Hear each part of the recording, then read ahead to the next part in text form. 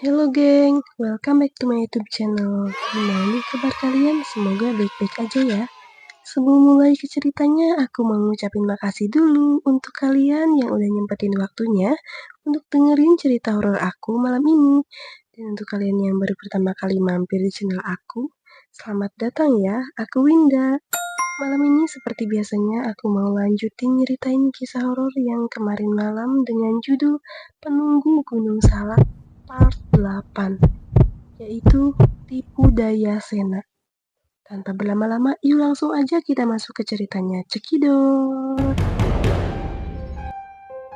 Malam semakin beranjak larut dan dingin semakin menggigit. Cuaca juga tak bersahabat pada mereka karena gerimis mulai turun perlahan. Namun Iren, Amel, dan Musa tak menyurutkan langkah untuk kembali menuju persimpangan shelter 4, tempat di mana tadi mereka memutuskan berbelok ke arah yang salah. Kaki mereka bertiga seolah tidak mengenal letih lagi, terus melangkah cepat menerjang ilalang yang menghadang sepanjang jalan. Itu dia persimpangannya. Beberapa ratus meter lagi mereka akan segera bertemu pertigaan yang sebelumnya mereka lintasi. Ayo, kita harus lebih cepat berlari. Musa menarik lengan Iren dan Iren memegangi tangan Amel. Mereka mempercepat langkah tanpa memperhatikan lagi jalan di depannya, bahwa ada sebuah ranting besar yang terjulur menghalangi jalan Amel. Kening Amel membentur ranting tersebut dengan keras. Pegangan tangannya terlepas dari Iren dan ia jatuh ke belakang. Aduh, Amel menjerit tertahan. Tangannya memegangi kening yang sakit. Kau tidak apa-apa? Iren dan Musa serentak membalikkan badan. Mata mereka terpaku pada sosok yang sedang membantu Amel berdiri. Dia tidak apa-apa. Sosok yang mereka kenali itu menjawab. Sena, akhirnya kau menyusul juga. Amel memeluk sosok yang dicintainya. Iren masih diam tak bicara. Hanya mengamati gerak-gerik Sena yang tampak segar bugar tak seperti orang habis berkelahi. Aku tahu kau bisa mengalahkan Pais. Amel tak bisa menyembunyikan rasa bahagianya mendapati Sena yang dikiranya masih hidup. Apa Pais sudah mati? Musa mencetuskan pertanyaan. Aku menenggelamkannya ke dalam kawah ratu, Sena menjawab. Musa mangut-mangut mendengarnya. Ia dan Amel menarik napas lega karena mengira bahaya sudah berlalu. Tapi buat Iren sebaliknya, ia yakin kini mereka semakin dekat dengan bahaya. Namun untuk mengingatkan, rasanya tak mungkin. Langsung atau tidak langsung, Sena pasti tahu apa yang dirasakannya, dan kekasih Amel tersebut pasti tengah mengawasinya. Ia tidak bisa menebak apa yang akan terjadi jika ia mengutarakan keraguannya tentang Sena yang berdiri di hadapan mereka sekarang. Ayo kita lanjutkan perjalanan, Sena membuyarkan prasangka yang tengah bergejolak di hati Iren. Amel bagaimana? Apa kau sudah baikan? Musa melihat ke Amel. Amel mengangguk. Musa lalu menyilakan Amel yang masih kesakitan pelipisnya dan Sena berjalan lebih dulu. Sementara Iren dan Musa mengikuti langkah mereka dari belakang. Pertigaan sudah di depan mata. Mereka mengambil jalan lurus, tidak berbelok ke shelter 4, melainkan menuju shelter 5. Yang seharusnya belok ke kiri jika mereka tadi tidak asal menyimpulkan. Jalur yang mereka lalui untuk sampai di shelter 5 agak landai, menyusuri punggung gunung yang becek dan diselimuti hutan lebat. Mereka mengikuti pagar kawat berduri yang ada di sisi jalan untuk sampai ke sana. Sena, bajuku sudah kuyup. Apa tidak sebaiknya kita berteduh dulu sampai hujan reda? Amel merapatkan tangannya ke dada. Giginya mulai bergeretak menahan dingin karena hujan semakin lebat. Sudah tanggung, Sena keberatan. Dari nadanya, Iren yakin pemuda yang berjalan di samping Amel tak lagi Sena yang asli. Sena bukanlah orang yang tega membiarkan kekasihnya sengsara. Tadi saja ia rela ditinggalkan di kawah ratu demi menyelamatkan teman-temannya. Jika dugaannya benar, makhluk yang bersemayam di tubuh Sena pastilah sosok yang sama yang mendiami tubuh Pais. Benar kan Iren? Pertanyaan Sena yang tiba-tiba menyentak lamunan Iren. Iya, Iren menjawab singkat. Walau Sena tak menoleh, Iren yakin Sena tahu apa yang tengah dipikirkannya. Hampir setengah jam lebih mereka berjalan. Medan yang mereka lalui mulai berbeda. Jalur sedikit menurun kemudian kembali menanjak tajam, menyusuri punggung gunung di antara akar-akar pohon. Kalau kau tak mau jatuh, pegang yang kuat akar pohonnya, Sena menghardik Amel.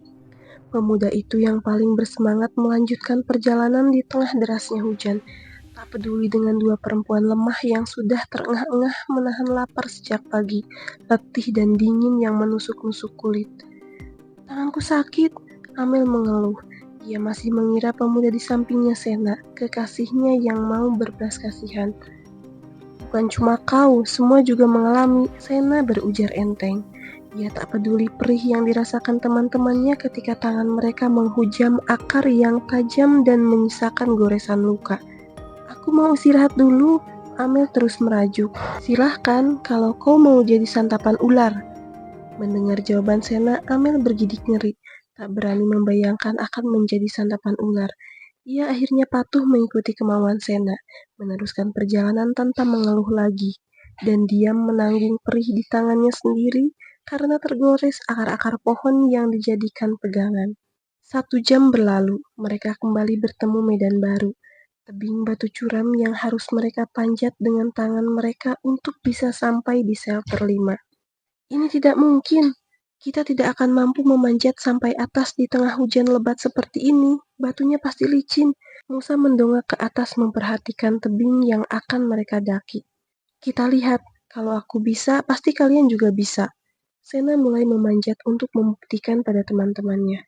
Musa geleng-geleng tak percaya melihat bagaimana Sena yang awam pendakian seperti mereka mampu mencari pegangan yang pas untuk mendaki.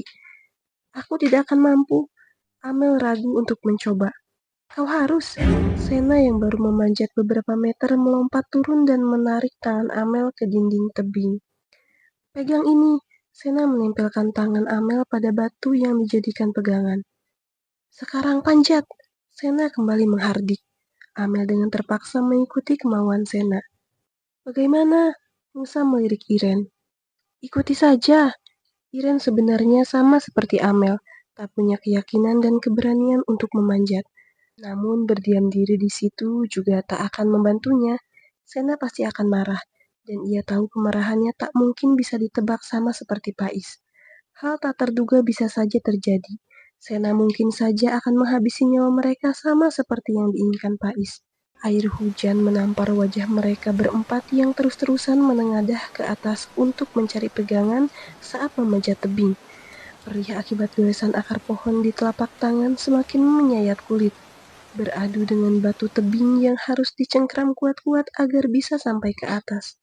Iren dan Amel hanya bisa meringis menahan sakit sambil terus berusaha memanjat tebing yang licin.